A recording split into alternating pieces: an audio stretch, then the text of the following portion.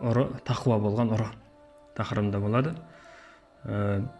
Сөздің қысқасы, ұстаздың көптеген шәкірті болған екен бір ұстаздың. Өте білімді ұстаз.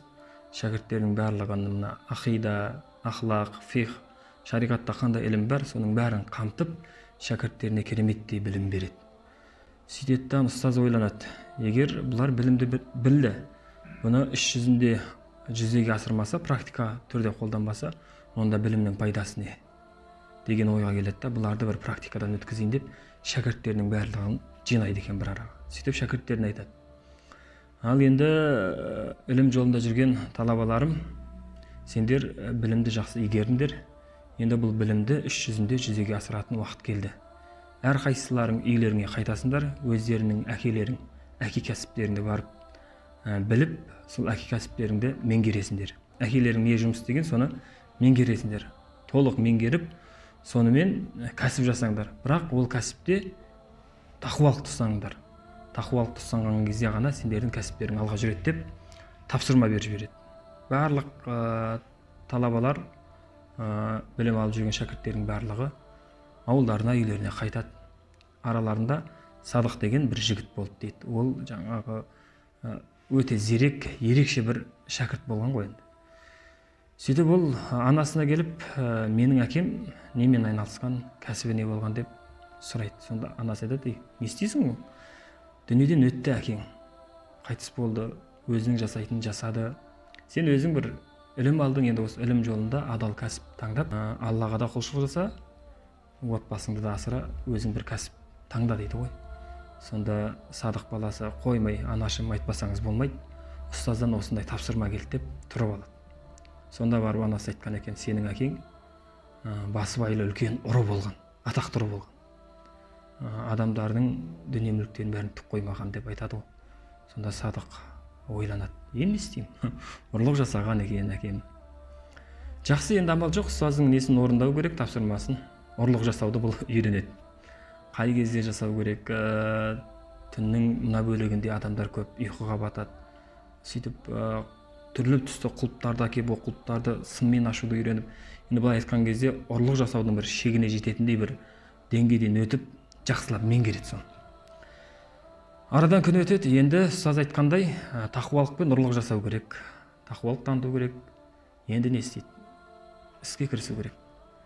Көршім жақын ғой деп, көршім үйінен бастайын дейді. Енді бір білегін сыбанып енді жұмысқа кірісейін деп жатқан кезде, Құранда Алла Тағала көршіге зиян тигізбе деген болмайды дейді.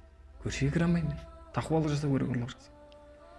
Сөйтіп келесі үйге барып кірейін десе, жетімдердің үйі екен. Алла Тағала тағы айтқан, жетімнің малын тесуге болмайды.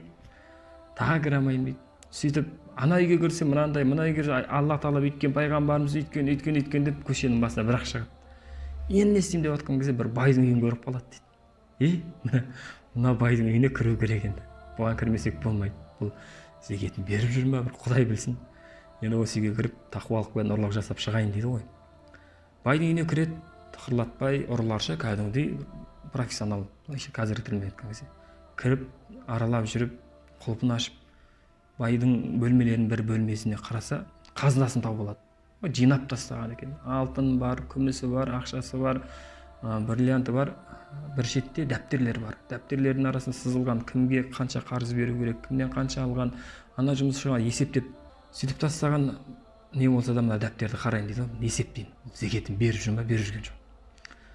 Есептейді, ары қарайды, бір ай қарайды, сөйтіп біраз уақыт өтеді, қараса, 6 жылдық есеп бермеген, зекет бермеген бай.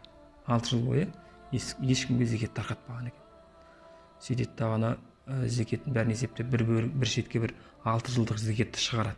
Сол кезде арадан уже 3-4 сағат өтіп кеткен екен. Қараса, таң намазының уақыты екен, азан шақырады. Не істеу керек? Тақуалық жасау керек, таң намаз өтіп кетпесін, дәрет алып намаз оқиын дейді. Сөйтеді тағы байдың ауласына шығып дәретін алады жаңа жігіт.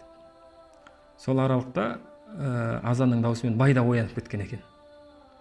Бай тұрып шықса, ауласына сылдыраған судың дауысы шығып отыр. Бұл кім болды екен? Барып қараса, біреу дәрет алып жатыр. Кімсің? деп қасына жүгіріп барады. Сөйтсе бала қарап, азан болды ғой, дәрет алсаңшы, намаз оқиық дейді. Байға, үйдің иесіне.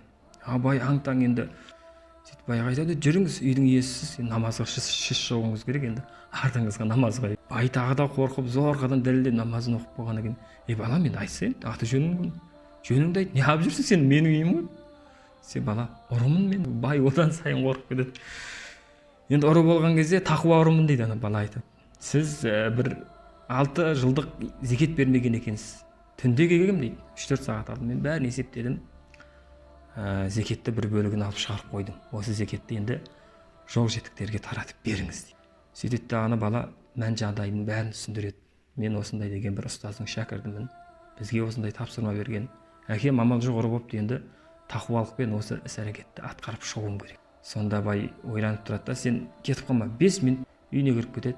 Үйіне кіріп 5 минуттан кейін шығып балаға келіп айтады, мен үйдегі жеңгеңмен бір мәселені талқылап шешіп қайттық. Сен бір Құдайдан келген бір сый шығарсың бізге. Бізде бір бой жеткен бір қызымыз бар. Лайықты жігітті сені деп білдік. Іс-әрекетіңе соны саған берсек. Мына менің ауламды көріп тұрсың, кең.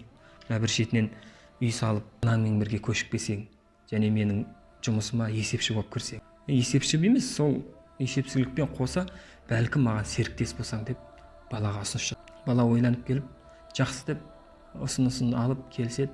Сол кезде бай да енді ұсынысын беріп тұрған кезде ойланып, бір айынан қайтып қалмасын деп, жаңағы қызын, әйелін шақырып, тағы бір екі көршісін шақырып, некесін қиып жіберген деген сол жерде. Енді бұл жерде бұл қыссада не шығады? Қыссаның соңында айтатын болсақ, қандай да бір істе тақуалық жасайтын болсақ, Аллах Тағала үлкен бір нәтижесін береді екен. Мәселен, біз қорқамыз. Ана жерден бір нәрсені жымқырып қалып, ұрлық жасауы мүмкін біреу. Жеп қалады, ұрып қалады, соғып қалады. Не үшін? Өйткені сол қорқады.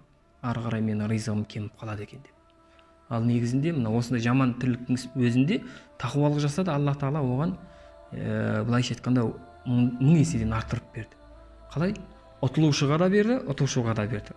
Зәбір көрушіге де берді. Зәбір көріп жатқан, ұтылып жатқан кім? Бай еді негізінде. Ұрлық жасалып жатқан. Дүние мүлкін бәрін әкетіп қалса болады. Бірақ тақуалық жасады. Байға сондай оның тақуалығы әсер етіп, бай сондай бір күйеу балаға не болды? Ие болды. Ал жігіт не болды? Жігіт сол тақуалығымен жаңа іске барған кезде оған шынымен де дүние мүлік нәсіп болды да. Халал жолмен нәсіп болды. Бұл жерде қандай да бір іске тақуалыққа ұратын болса, Аллах Тағала біздің ісімізді оңдап қояды екен. Алла Тағала баршамызға тақуалық нәсіп етсін. Ассаламу алейкум ва рахматуллахи ва баракатух.